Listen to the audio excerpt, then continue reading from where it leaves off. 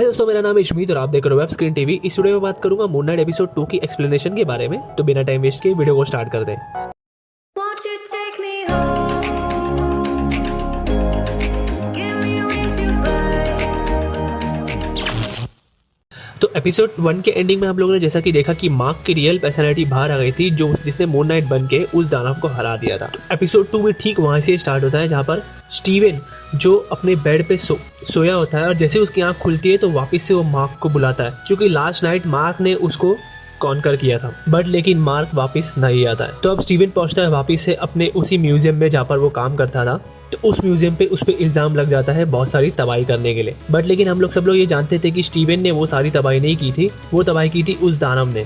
तब स्टीवन जब अपने फ्रेंड से उन सारी फुटेजेस को बाहर निकालने बोलता है तो उस फुटेजेस में उस दानव का कोई भी नामो निशान नहीं दिखता और अब सारा इल्जाम आ जाता है स्टीवन के ऊपर। तो अब इसी वजह से स्टीवन को उस म्यूजियम से बाहर निकाल दिया जाता है। तो अब अपनी सारी की सारी प्रॉब्लम जो है स्टीवन उसी पुतले को बता रहा होता है, जो पुतला उसके म्यूजियम के बाहर मौजूद था। और वहीं से उसको आइडिया आती है कि उसको चाबी लेकर अपनी रियल पर्सनैलिटी के बारे में ढूंढना चाहिए। तो वो निकल पड़ता है अपनी रियल पर्सनैलिटी को ढूंढने के लिए उसी चाबी को लेकर, जहाँ पर उसको एक होटल मिलता है। उस होटल के अंदर जाते ही जो रिसेप्शनिस्ट होता है वो उसको इमीडिएटली पहचान लेता है और वो उसको बताता है कि उसका जो रूम नंबर था वो 43 था, जिसके बारे में वो सब कुछ जानता है। तो अब स्टीवन जैसे ही अपने रूम नंबर 43 के पास पहुंचता है, वहाँ पर वो एक बैग दिखता है, जिस बैग के अंदर ऑलरेडी बहुत सारे पैसे और वो स्कैरब भी मौजूद होता है। तो अब वो स्कैरब खुलता है और खुलते ही वो उड़ने लग जाता है और सीधा वो इशारा करता है शीशे पर, और शीशे पर उसको मिलती है मार्क की पर्सनैलिटी। तो अब ये सब देख के स्टीवन जो है वो ऑलरेडी बहुत ज़्यादा डरा होता है और वो मार्क से पूछता है कि वो उसके साथ ये सब क्यों हो रहा है। बट फिर भी मार्क उसे बोलता है कि वो स्टीवन को इन सब चीज़ों से बचाना चाहता है। बट फिर भी स्टीवन को उन सब बातों पर भरोसा नहीं होता है। वो मार्क से फिर से पूछता है। तब मार्क उसको बताता है कि वो एक खोंशू जो गॉड है, इजिप्शियन गॉड है, वो उसको ओबे करता है और वो उसी के आदेश पे उन सारे लोगों को मार देता है जो लोग बुराई करते हैं। बट लेकिन स्टीवन को इन सब बातों पे कोई भरोसा नहीं होता है और मार्क की सारी बातों वहीं डिनाई कर देता है। तो वो बोलता है कि अब वो इस बैग को लेकर पुलिस के पास ले जाएगा और पुलिस को सब कुछ बता देगा।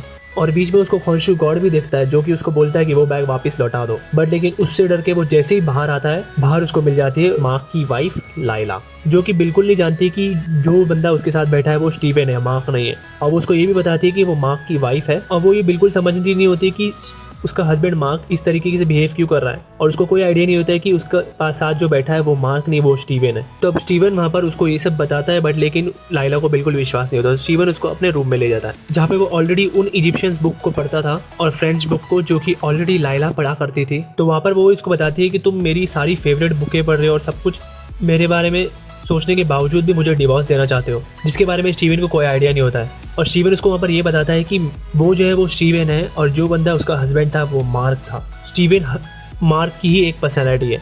तो वो मार्क की सारी असलियत उसको बताने जा ही रहा होता है, वहाँ पे मार्क उसको रोक देता है। मार्क स्टीवन को बताता है कि अगर उसने कोई असलियत लाइला को बता दी तो लाइला बहुत ज़्यादा मुश्किल में पड़ जाएगी। बट फिर भी लेकिन लाइला जो है वो स्कैरब को देख लेती है और देखने के बाद वो बोलती है कि हम लोगों ने इसके लिए बहुत ज़्यादा लड़ा था। और लाइला उसको ये भी बताती है कि हम लोगों ने इस स्कैरब के लिए कितने ज़्यादा एडवेंचर्स एक साथ बिताए हैं, उनके बारे में स्टीवन को कोई भी आइडिया नहीं होता। और इतने में वहाँ पे पहुंच जाते हैं पुलिस ऑफिसर, जो कि एक्चुअली पता चलता है कि वो लोग कोई पुलिस ऑफिसर्स नहीं है, वो भी अर्थुर के साथ ही हैं, जो कि स्कैरब को पाने के लिए स्टीवन के पास आए थे। और वहाँ से लाइला जो है वो भाग जाती है। तो अब जैसे ही स्टीवन अर्थुर के पास पहुँचता है, उसको वहाँ पर खोंशू दिखने लग जाता है और स्टीवन को खोंशू की सारी बातें सुनाई दे रही होती है। और वही सब बातें अर्थुर जानता था, क्योंकि अर्थुर वहाँ पर उसको ये बताता है कि वो भी कभी खोंशू का अवतार हुआ करता था, जो कि अब है एमिट का अवतार। क्योंकि वो जो जानता था कि खोंशू जो है वो सही नहीं कर रहा है, क्योंकि खोंशू उन लोगों को मारता था जिन लोगों ने बुराई की है। बट लेकिन एमिट देवी उन लोगों को मारना चाहती है जो बुराई करने वाले, उनको बुराई करने से पहले ही वो एमिट देवी उन लोगों को ख़त्म कर देती है। इसी वजह से वो एमिट देवी के साथ है। बट लेकिन स्टीवन वहाँ पे उसकी उन बातों पे एग्री नहीं करता है। वो बोलता है कि मैं खून खराबे से दूर हूँ और ये चीज़ तो गलत है कि हम लोग किसी इंसान को बुराई करने से पहले उसको मार दें। अगर वो इंसान एक बच्चा हुआ तो हमारे पास कोई राइट नहीं उसे मारने की। जहाँ पर उसके नेक्स्ट सीन में जबरदस्ती अर्थुर जो है वो उससे स्कैरब मांगने लग जाता है। बट लेकिन वहाँ पर पहुँच जाती है लाइला उस स्कैरब को लेकर, और लाइला और स्टीवन वहाँ से दोनों एक दूसरे के साथ भाग जाते हैं। और लाइला उसको बोल रही होती है कि अपने सूट में वापस हो जाओ, जिसके बारे में स्टीवन को कोई आइडिया नहीं होता और स्टीवन ऑलरेडी बहुत ज़्यादा कंफ्यूज होता है। अब वहाँ पे उस जगह पे हम लोग देखते हैं कि अर्थुर जो है उसने अपने दानव को दूसरे डायमेंशन से बुला लिया है और वो दानव पीछे पड़ जाता है स्टीवन के। तो अब जैसे ही वो दानव स्टीवन पे अटैक करता है, स्टीवन खिड़की से नीचे गिरता है और खिड़की से नीचे गिरते वक्त वो इच्छा करता है सूट लाने की। और जैसे ही वो खिड़की से नीचे गिरता है वहाँ पे होता है नई पर्सनालिटी का जन्म, जो कि होती है मिस्टर नाइट की पर्सनालिटी। और वो मून नाइट से बिल्कुल अलग होती है और ये पर्सनालिटी थोड़ी सी बैड एस पर्सनालिटी होती है उसकी, जो कि एक्चुअल में स्टीवन होता है, बट लेकिन उसको पता नहीं होता है कि उसके अंदर कितनी ज़्यादा पावर है और वो आसानी से उस दानव को मार रहा होता है। तो अब जैसे ही आगे चल के धीरे धीरे जो मिस्टर नाइट है उसे पता लग जाता है कि वो उस दानव को नहीं हरा सकता स्टीवन की पर्सनालिटी में। तो अब स्टीवन जो है अपने पूरा का पूरा जोर दे देता है मार्क को। अब वहाँ पर आ जाती है मून नाइट की पर्सनालिटी बाहर। तो अब मून नाइट जो है उस दानव को किसी तरीके से पीछे पड़वा के उसे मार देता है जान से, बट लेकिन एक चीज़ उसके पीछे छूट जाती है, वो होती है वो स्कैरब। वो स्कैरब अब उसके पास मौजूद नहीं होता है, वो पहुंच जाता है आर्थर के हाथ में। वहाँ पर हम लोग देखते हैं स्टीवन और मार्क की लड़ाई भी, जहाँ पे स्टीवन जो है वापस से काबू पाना चाहता है, बट लेकिन काबू नहीं कर पाता क्योंकि अब मार्क जो है वो उस बॉडी में है और जो बॉडी में होता है उसका ज़्यादा पावरफुल होता है। तो अब मार्क जो है वो स्टीवन को वादा करता है कि वो उसका साथ छोड़ देगा एक बार उसका ये मिशन कंप्लीट हो जाए। और वो लाइला को और भी ज़्यादा प्रॉब्लम में नहीं डालना चाहता, क्योंकि लाइला जो है मार्क के बाद वही नेक्स्ट कैंडिडेट है जिसको खॉन्शु मून नाइट बनाना चाहता है और वो लाइला को इन सब चीज़ों से दूर रखना चाहता है। इसीलिए वो आर्थर से लड़ाई कर रहा है खॉन्शु को ओबे करके। बट लेकिन नेक्स्ट सीन में हम लोग को देखने मिलता है कि खॉन्शु जो है वो अपनी बातों से पूरी तरीके से मुकर गया है, ये बोलकर कि अगर वो मार्क जो है उसको ओबे करना बंद कर देगा तो वो लाइला को मून नाइट बना देगा, जिसके बाद इसीलिए मार्क ये बिल्कुल नहीं चाहता और इसीलिए वो खॉन्शु को ओबे करता है। और वहाँ पे उसको ये भी पता चलता है कि स्कैरब जो है उसके हाथ में मौजूद नहीं है और स्कैरब लेके जा चुका है आर्थर।